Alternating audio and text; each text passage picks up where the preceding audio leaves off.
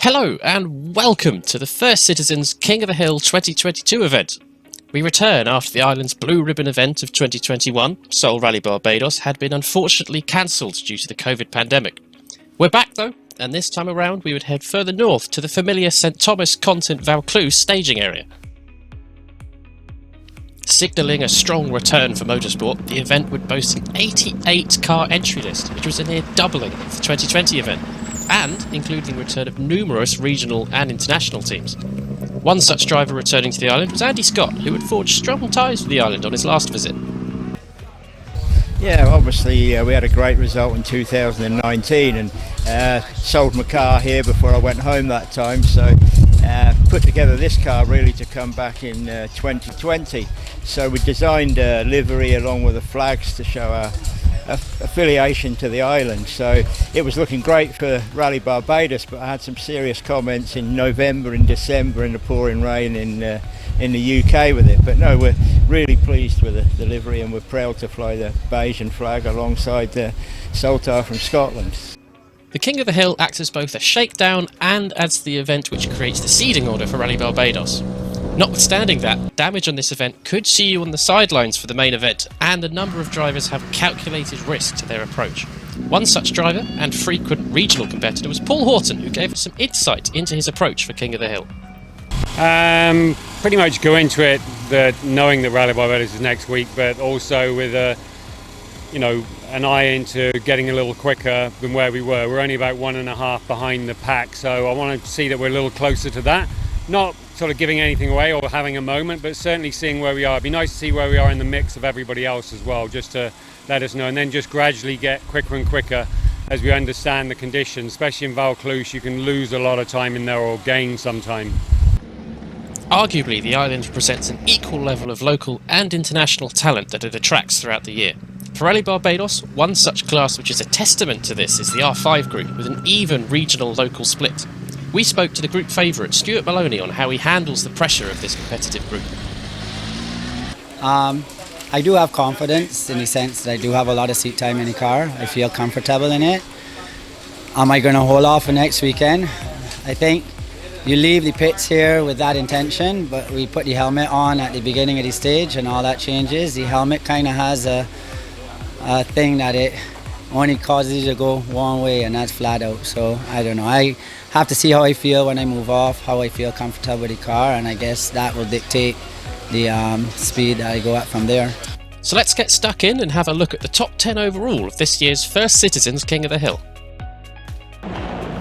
Hot out the box and improving each run was Joe Cunningham, who would take an impressive top 10 overall and 5th in the WRC class.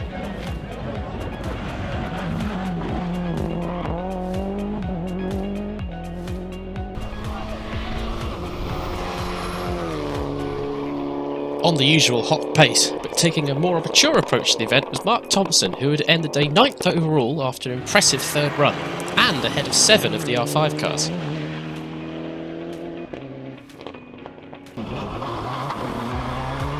Illustrating that he would be just as competitive as he was in 2019, Andy Scott would finish 8th overall and 4th in group.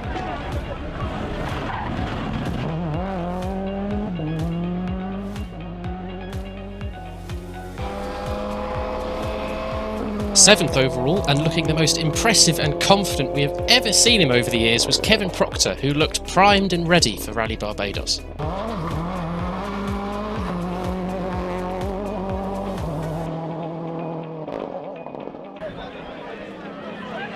Driving as if he hadn't put the car up for sale mere days before the event, Jeffrey Panton and Jason Cozier would settle for 6th overall finish, which would see them 4th in the competitive R5 group.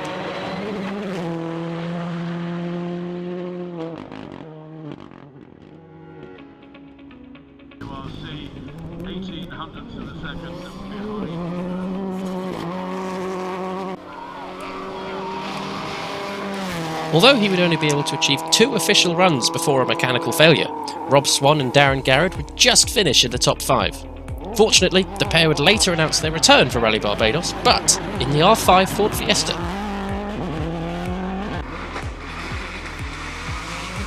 A major change from 2019, Dane Skeet and Tyler Mayhew in their WRC and Bretzer would only be able to muster up a fastest time good enough for 4th overall, behind the top 3 drivers who are all in R5 grouped machinery.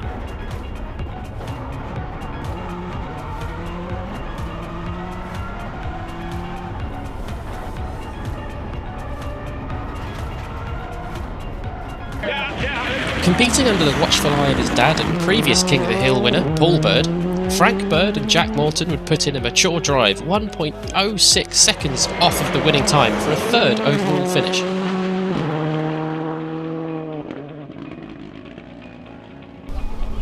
Second overall, and by 0.2 of a second off the winning car, the team of Stuart Maloney would finish the day knowing there was much to be improved before Rally Barbados.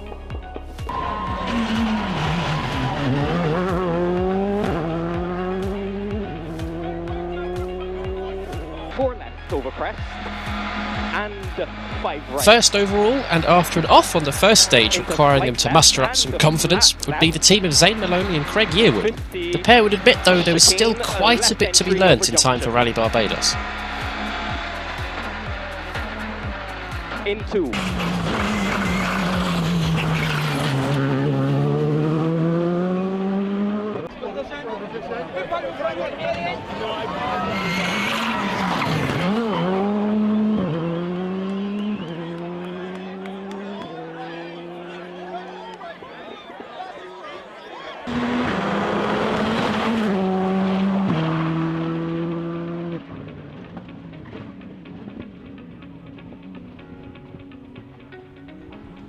Now let's take some time to have a look at the group winners for the day's event.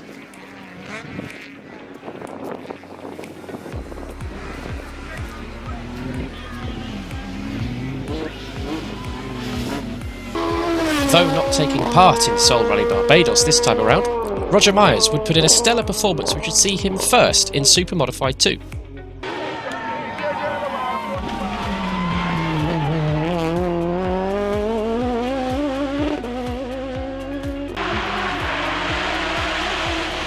First in Modified 3 would be Logan Watson, who would take a commanding win in a near 12-second gap from his closest group rival.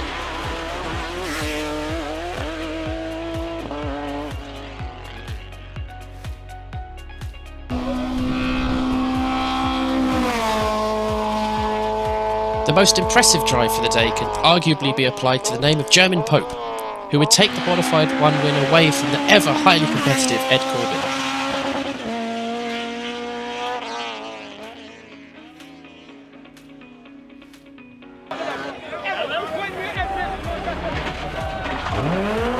Still getting to grips with his new Toyota GT86, Neil Corbin would manage to take the Modified 2 win a near second from his closest group rival.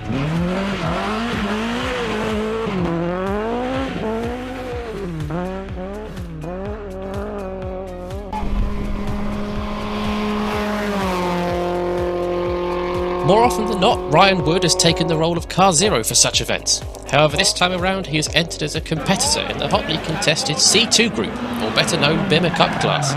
Ryan would finish first in group and set the bar for his class going to Seoul Rally Barbados.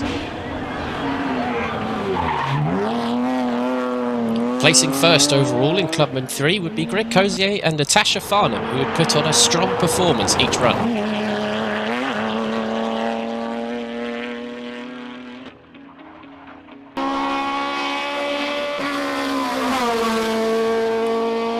Living up to the potential that most have measured him by, Tremaine Ford Catwell would take an impressive win in Super Modified 1, way ahead of his closest group rival.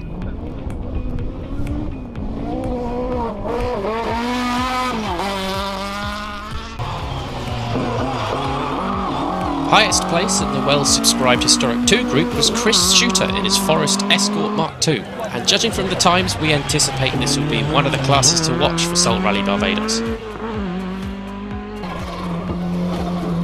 Returning to the island several times now has given Andrew Coston Hurley a considerable amount of confidence, which he illustrated on each run to give him the class win in Group B1.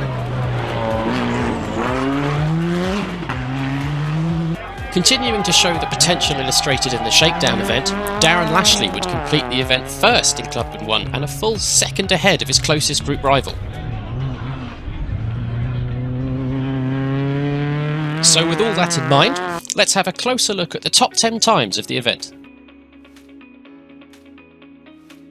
Before we head off, we caught up with event winner Zane Maloney to get his thoughts of the event and his plan going forward for Seoul Rally Barbados. To be honest, I wish I had driven Vaucluse a lot more. The road part was good for me, but the Vaucluse side of things was very slippery and difficult. So yeah, I'm sure that if I come back to Vaucluse, I'll have it more down packed. But yeah, no, to be honest, I think the F3 stuff is helping me a lot. So yeah, I'm gonna use all my knowledge on a race car to help me next weekend. Yeah, initially I wanted to start first on the road next week. So yeah, I'm happy, and we're the first one to go through the stage. Of course, there's disadvantages but advantages as well. If anyone breaks down or something, there's no delay to my run. I'm getting that run finished. So yeah, I'm looking forward to next weekend, and it's going to be close with my uncles and everyone else as well. Well, as the sun comes down on yet another King of the Hill event, we anxiously await the coming weekend for Seoul Rally Barbados. Please do like the video and subscribe to Red 265 Motorsport to not miss any of the action. I've been Chris Reardon. Goodbye.